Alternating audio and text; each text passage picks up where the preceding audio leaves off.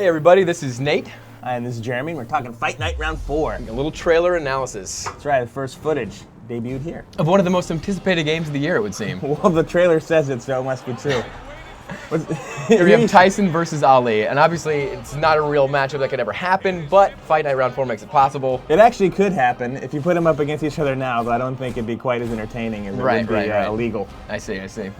But yeah, I mean, obviously this trailer, this first look at the game is really highlighting a lot of the new elements that they're putting into the game this year.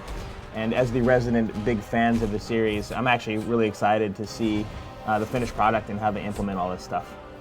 It has made a lot of strides in gameplay from Fight Night Round 3. It's going to surprise a lot of people. It's not quite the same game that everybody remembers, but I think and I hope that EA Sports comes through. And that's actually what I like about it, is the fact that it's not like Round 3 in a lot of ways. They really dropped a lot of the arcadey feel to it. All right, so now we're going to take you guys back to the beginning of the trailer and highlight a few points that we think are worth mentioning about Fight Night Round 4. That's the advantage to it being rewind theater. If it's fast forward theater, it'd be like 5 seconds and it'd be done.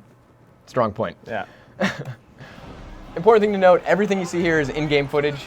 All the boxer intros, the cloth physics on Ali, all straight out of the game, as you can see in the lower right-hand corner. That's right, when you actually play the game, there will be one thing to note right here, as Tyson's bobbing up and down, you can see every muscle in his chest is flexing and moving realistically, and that's with every fighter in the game. It really enhances the realism of what you're going to be playing. Yeah, I think a lot of people's early concerns when they saw the screenshots earlier when they first came out was the fact that it might not seem as highly detailed as Round 3.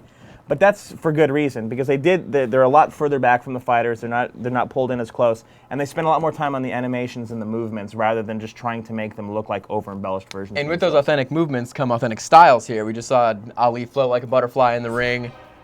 Here we see Tyson trying to go inside and use the inside fighting because he's a little guy. And he can actually do the peekaboo style just like he does in real life. You know, you can put up your punches and block your face and actually move side to side just like the real fighter does. But unlike past games where you could kind of do that through some clever use of the controls, it actually works now and ties into the gameplay. Another thing that actually works now, as we see here, is height and reach.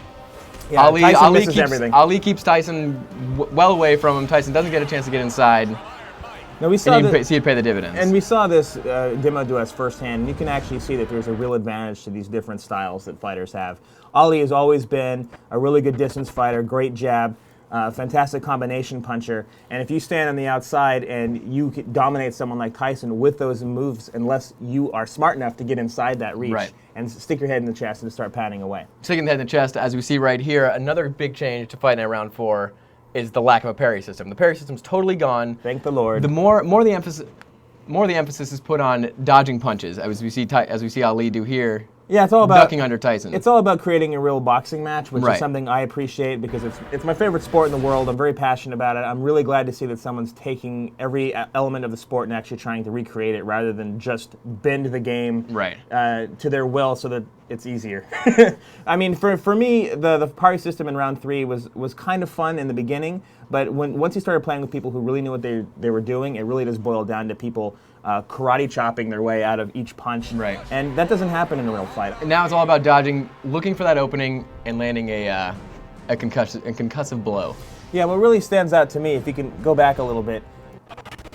So right here, if a little bit further, when he gets prepped for the hook. In the past, whenever you threw a hook or any type of really similar haymaker type punch, it was pretty much always as damaging no matter what was going on. Right. This time it's actually dependent on how strong your fighter is, the position of both the fighter getting hit and the fighter throwing the punch, and whether or not it's a counter punch or it's a lead punch or if it's part of a combination. So just like real fighting, this is what I'm really excited about, is it actually matters now, position of your fighter and the type of fighter that he is. And how they're oriented too. If they throw a punch and they're leaning in and then you clock them in the face, it's going to hurt a lot more than if they're dodging back and it's a glancing blow off their nose. All right, so we hope you enjoyed this edition of IGN Rewind Theater. I don't. I hope you hated every minute of it.